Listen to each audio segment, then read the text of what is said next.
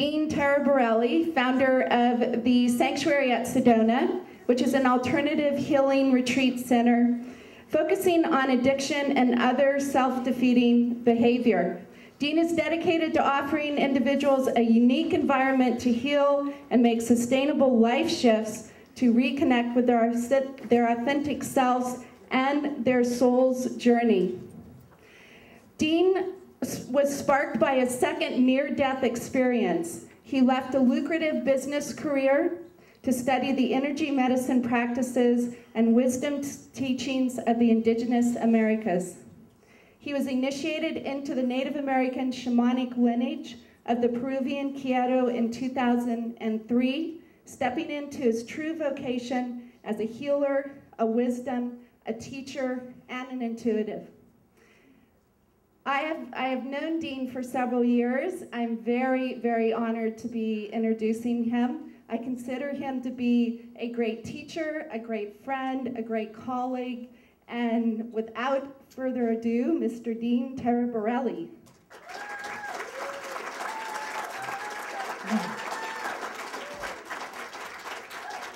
Thank you, Heather. And I actually would share all of those things on my bio may be true or not. But I think the most important thing that I'm here to share with you about who I am is that, like you, I am a journeyer. And I came walking into Sedona, and Heather was one of the first people that I met. And boy, was I a different person then. So, and as a journeyer, I came and I selected, on my journey, I selected some pretty dark days. So I woke up one day, I don't have a lot of memory as a young person, but I came and I chose it didn't feel good to be here, so I started using a lot of chemicals, and then pretty soon that brought in a lot of interesting things into my life, and pretty soon I went to get some help out. They said, you know what, you're an addict. And I said, God, that's the problem. I can understand, I can deal with that. And again and again and again. And I followed every instruction to the T. Everything that was suggested to me, every possible avenue when I was suggested to do it, I did it, and there was no shift. And my second near-death experience, and my parents are here, they love hearing about this. My second near-death experience, I had always heard people go to the light and they were received by angels and their families and all of these things. Well, that didn't happen to me. I got to go to the Bardo Plains, to the place that's known as Purgatory. And it is a dark place, and it was the single scariest event of my entire life. And so, like all stories that are worth talking about, stories keep going. So one day I woke up and I realized there's no healing happening here. There's no shift. There's nothing going on. So I had a vision of a healing place that didn't exist.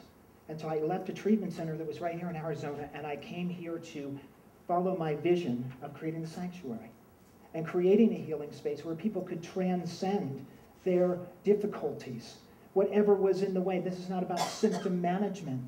And Eric, can we turn on the thing?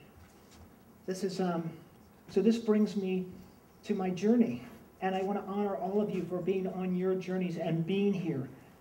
And the title of my presentation is Integrate, Activate, Co-Create, and Be a Shift Shaper. And shift shaper is a play on words. We have heard of the shapeshifters, and they are these mystical beings that have such a mastery of their biology and their energy that they can change their shape, that they can actually transform themselves to morph into animals and trees and plants and be in more than one place at the same time. So we're going to learn today how to be shapeshifters so we can actually step in and shape the shift. It's a little tongue twister. So we're going to learn how to be shift shapers, to step in, and we're going to talk about the integration of our whole being and how we're going to do that. We're going to give you some practical tools. And so I want you to know now, at the onset of our time together, that this message is a message of absolute hope. So if you hear nothing else, it's important that you know right now that you can heal that you matter and that you make a difference, especially at this point in time. So you matter and you make a difference. And I'm also going to share that you have the responsibility, because no one is going to do it for you. This is a time in this new paradigm that we are stepping in, is to go inward, to take responsibility for our own journey, because nobody can walk your walk. And we're going to see now there's a lot of people pulling at us and distracting us. So we've all heard this thing, live in love, peace on earth, all of these great idealistic things, but how can we do it? I sat here and I've heard amazing things about the quantum field and activating love and doing all of these things, but how do I do it? I believe you. I believe that we're in this great place. I believe that we've all come here to forge a new pathway forward, that we are here by divine appointment to step into our destinies. But how? Well, we're going to tell you how. By bringing it down. And that's what we call bringing it down. How do we're these spiritual beings having a human experience? What does that mean? Well, we're going to bring it down and make it real. So all of this talk about living in love and being in our heart moves from the place of philosophical dinner time conversation where we talk about cool stuff and then we go back and live our totally scrambled lives. And so why don't we live in our highest ideal all the time? Well, we're humans. We're here to experience ourselves as one minute we're God, as the next minute we're just totally bumbling around, forgetting everything and everything between. So today we're going to learn how to bring it down, and that's to make it real, to integrate ourselves, activate our internal technology so we can co-create the lives, the communities, the world that we came here to dream into being. So let's talk about what these things mean. What does integrate mean? We've all heard integrative medicine, body, mind, soul, spirit. Well, the body, mind, soul, and spirit, those are the four components that make us human. Human, body, mind, soul, and spirit. And when we integrate them, we return to our wholeness.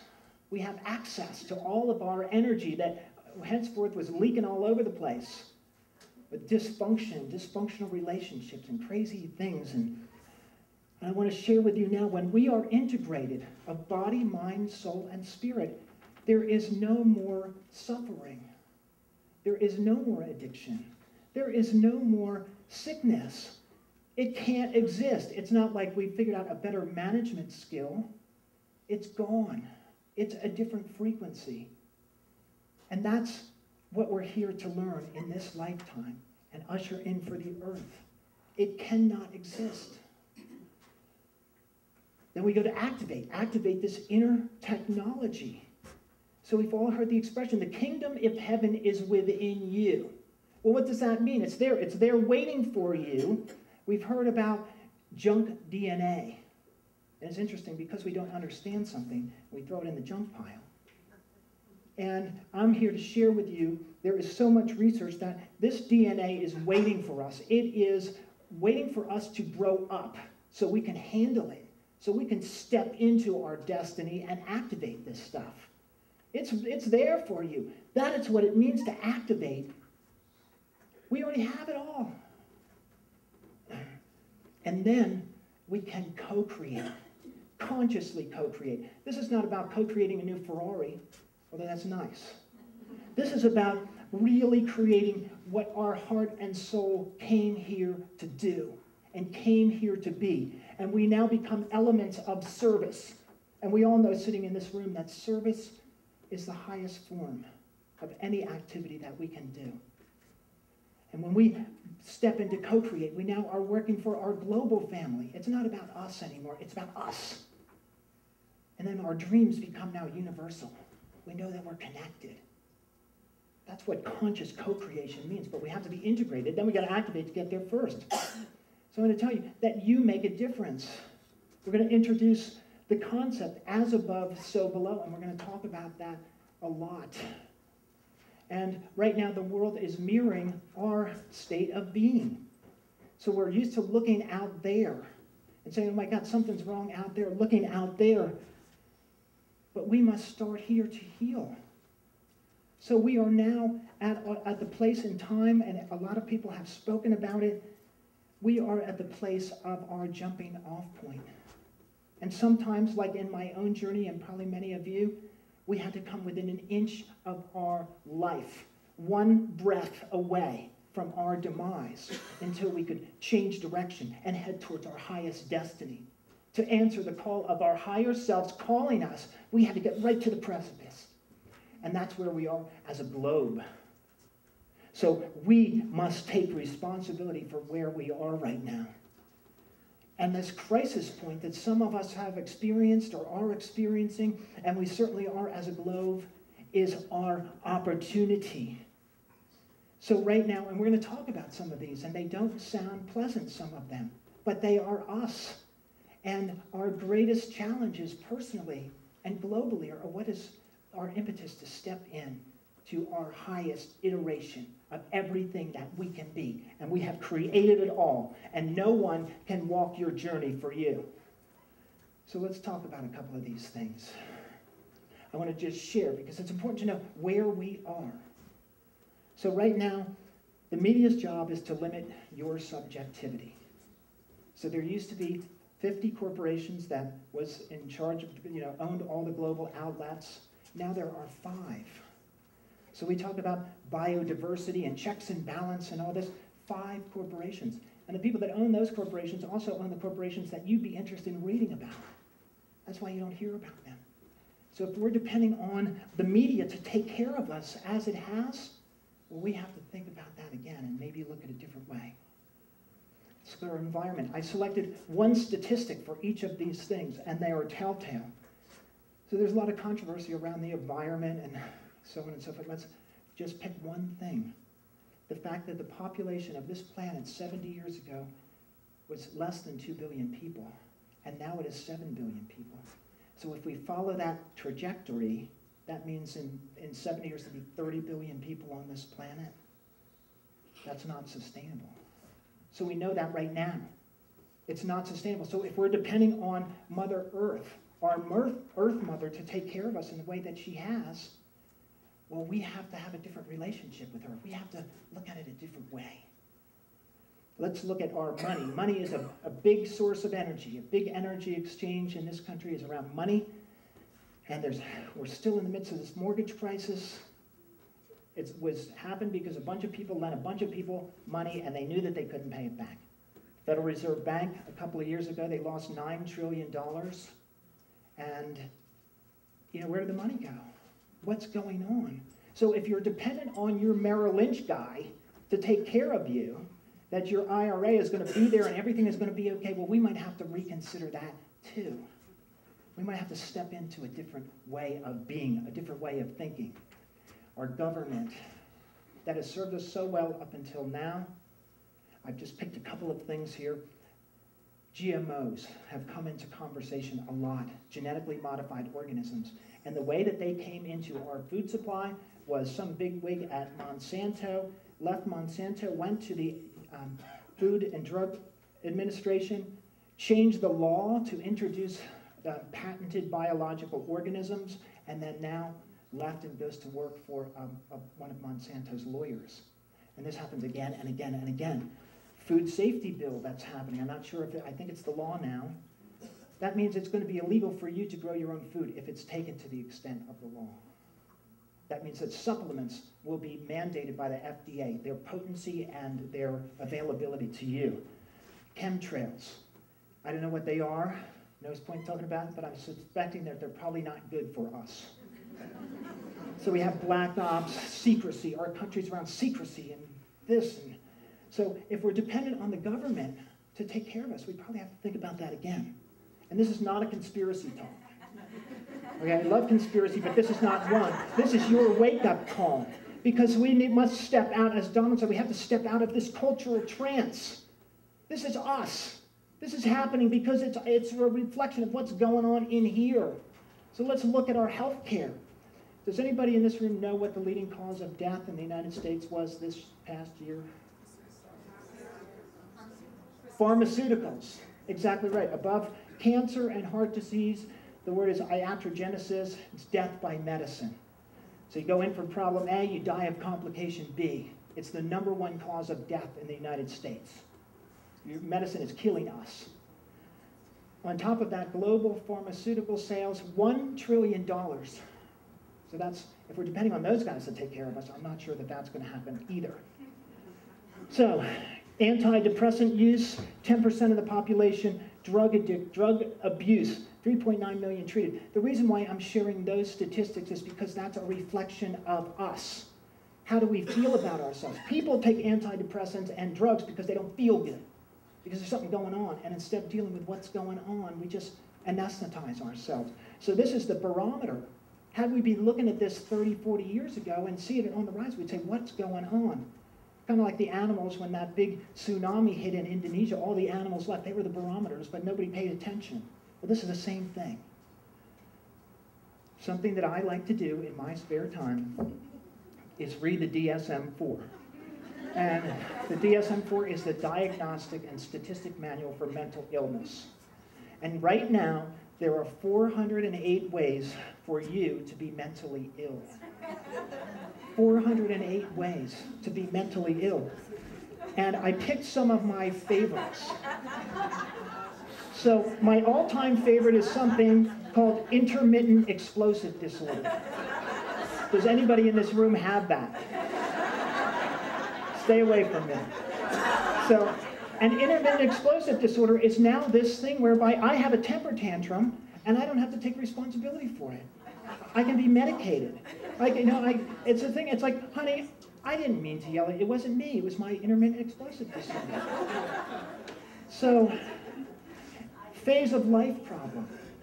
That used to be called growing pains. We used to have rites of passages for that.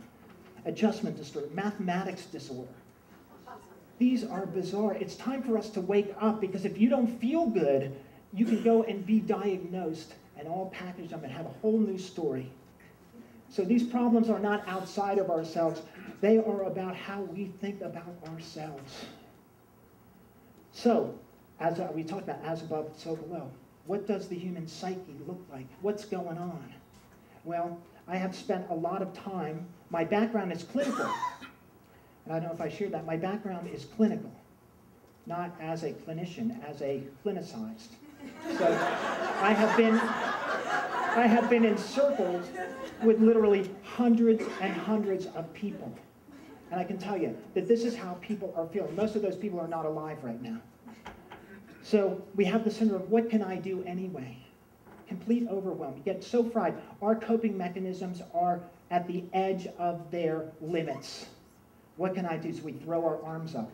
We used to call this the F it syndrome, but I didn't think that was appropriate for here. The victim paradigm. We love the victim paradigm. That something outside of you is causing you to not step into your fullness. It's my boss, my job, my wife, God, money, all the things. It's our reason for not being our creator. Dark night of the soul. Anybody that's ever experienced one of those knows that that's not a pretty sight, and oftentimes our great catalyst for change. Despair, desperation, and you just don't know what to do, and you are alone. Midlife crisis. I got everything I want, but what the heck does it all mean? Another common thing that's going on right now. The operating emotions of our society: fear, guilt, shame. Read the paper. So I'm sharing this with you again. This is the good news. So it sounds like, again, this is gloom and doom talk. No, this is the good news, because this is our jumping off point. This is what we need. Our souls brought this all in to push us over the edge. This is where the hero's journey begins. Personally and globally, as above, so below. Because we live in a fractal universe. So let's talk about scientifically, and there's a lot of scientists in this room, so please be kind. We live in a fractal, and fractals are repeating patterns of energy from very small to very large. And when we change one thing in the fractal, it changes the whole equation. So when we change one thing at the very small, it changes it up there in the infinite. Is that right, Bert? Okay. So everything that we do affects the whole. So everything then on the internal, everything that happens on any level of us affects our whole being. Makes sense, right? So that means that in the fractal universe, your thoughts, your feelings, your emotions are important. That means that they're important. They're part of the fractal. So that means every choice that you make, from the simplest one, from what should I have for breakfast today, up until the one, should I commit suicide tonight, affects every part of your being. And not only that, affects the whole paradigm that we're in and is influencing the outcome of this great global shift that we are having.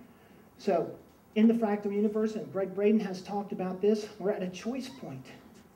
And to sum it up, a choice point is where we are getting more bang for our buck in terms of our action and the universe's response. So what we do now is going to determine what planet Earth looks like for the next 1,000 years or more.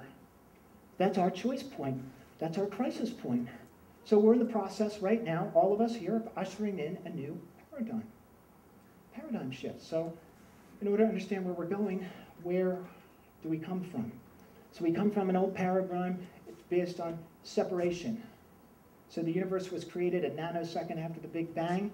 All the laws of the universe are set, and it is our job to define them and live within them. It's cause and effect. Lineal time. Time flies like an arrow. It's finite, fixed. And in this paradigm, we often search outside of ourselves. Solutions out there. We've got to look out there. Let's talk about where we're going. The shift shaper paradigm. That's where we're going. And that's about fields of energy. And Donald has talked about it, and David's read it. A lot of people have talked about it. These are that everything is connected to everything by these luminous cords, that the universe has a knowing of itself, that we interact with this field, and somehow this field knows us and feels us, and we are then co-creating. So in the shift shaper paradigm, things are not fixed. It's not finite. We're still in the process of defining all of our laws. But if we're going to step into a new dimension, it's a good thing because we couldn't in the old paradigm. And in this paradigm, the body, the mind, the soul, and the spirit are undeniably one single unified system. So, the shift shaper paradigm, again, shift shaper, we go back to shapeshifters. We must become the masters. Individually, we are called to step into our power, to be the shapeshifters, that we can change matter, that we can walk through wormholes, that we can open up the stargates, just like Jesus did. He said, everything I can do, you can do. Well, we must be shapeshifters if we're going to be shift shapers. So we have to learn how to be masters of our universe and masters of ourselves. So in this paradigm, I'm going to tell you again that you have the power to heal. You have the power to affect your evolution. That you have the power to change your life, your community, your planet. You have that power. So, how do we bring that power down? We've all heard this stuff. How do we bring it down? What happens when you're having your dark night of the soul and we forget that we're spiritual beings having a human experience? What do we do? How do we bring that down? Well, this is about, and this is what we're here to talk about really, is the integration of the body, the mind, the soul, and the spirit. This is what it means to be human. So we've talked about this holistic. We've all seen body, mind, spirit. Every spa magazine talks about it, but what does it really mean? It means that if something happens in one of those areas, it must affect the others. So if something happens to us in the level of the body, it must affect the soul, it must affect the mind, it must affect the spirit. If something happens to our soul, we can't see things that happen to our soul, but we can feel them. It must affect the body. It must affect the mind. This occurred to me when I grew up next to somebody that was a normal person, and on any given day, this guy woke up and had a psychotic break, became schizophrenic on that day. And over the next couple of years, when I would see him from time to time, I would notice that his body was morphing in this grotesque way. There was no trauma to his body. It was mirroring his mind. And I watched it unfold before my eyes. So these things are connected. So we must treat them as the whole. If we don't treat our body, mind, soul, spirit as a whole integrated unit, then most likely we are working on symptoms, and most likely we are missing great opportunities for our healing and our evolution. So let's just pick any example. I just dreamed one up. If someone was overweight today, what they would do is they would just work out or take diet pills or whatever. But if we look at that in the mind, body, soul, spirit, Sarah McLean, the meditation teacher who's been so kind to be here and gift us, she would say, you're overweight, meditate. A trainer would say, you're overweight, well, we got to work out and start flexing your muscles and eat better. If you went to a shaman, well, I would tell you, what's going on at your soul? What are you called to do that you're not expressing? What are you burning inside to do and to be? And if you went to a priest or a clergy, they'd say, pray. And they are all right. Every one of those things is correct. And then when we work on them all together, so we take care of the body, the mind, the soul, and the spirit. Then we get to the root of whatever is making us overweight to begin with. Does that all make sense? I mean, that's where we're going. It's so simple. But somehow we don't take it into the gravity that it is to be human. So integration, when that exists, there can be no disease. There can be no fear. It can't exist in the same system. Do you understand that? And so how do we then get integrated? Well, we're going to go on a little journey of the body, the mind, the soul, and the spirit, and we're going to give some practices about what we can do with each of them right here, right now. And these are things that we do. I'm not going to share anything that I didn't do myself, and I know that these things work. And these are just a sampling of a myriad of things that we can do. I'm only telling you what works for me, what works for us, what's happening out of the sanctuary, and I know it works because I see people transcend. So let's talk about the body. What is the body? So the body would be classified in a lot of ways by a lot of different beings. If you were a doctor, you would say, well, it's a bunch of different systems. If you were a psychologist, whatever. There's so many different explanations for what is the body. But for us, we're going to look at it in sort of the quantum way. The body consists of trillions of cells. And I've heard 50 trillion, 100 trillion, and 10 trillion. I'm not sure that anybody really knows, but it's a lot. And so these cells all have their own individual little intelligence, as above, so below. Each cell does its own thing, takes in energy, releases toxins, and has a function. And these cells are regenerating and dying every second of your life. So besides a few cells in the gut and in your head, every cell in your body is not what the cell that was there a couple of years ago. So our body's constantly renewing. It's like a river.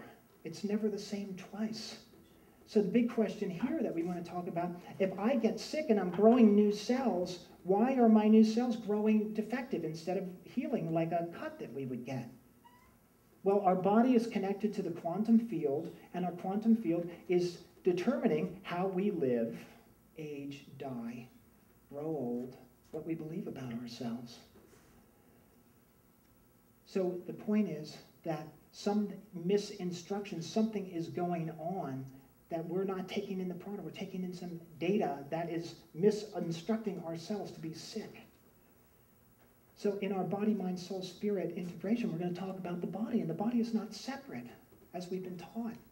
It's connected. It's also not our enemy. Watch TV, it's all about being fat, thin, up, down. There's always some battle that we have going on with our bodies, comparing them to somebody else's that yours will never look like. In this battle, we take pills when to poop and eat and all these things. So we're going to talk right now, what are some practices for the body? Well, food is the most important thing. Right now, 70% of the United States food supply contains genetically modified organisms. They're not good for you. There's no research on genetically modified organisms because it's illegal. Can't do that. So my suggestion, I'm inviting you to be conscious of what you eat. Eat organically. Eat consciously. Eat raw foods. Eat foods that contain life force energy. I was in the airport a couple of nights ago. There was not one thing in that airport that didn't contain high fructose corn syrup, that was alive, or that was not totally just plastic. Be conscious of your food. It'll affect your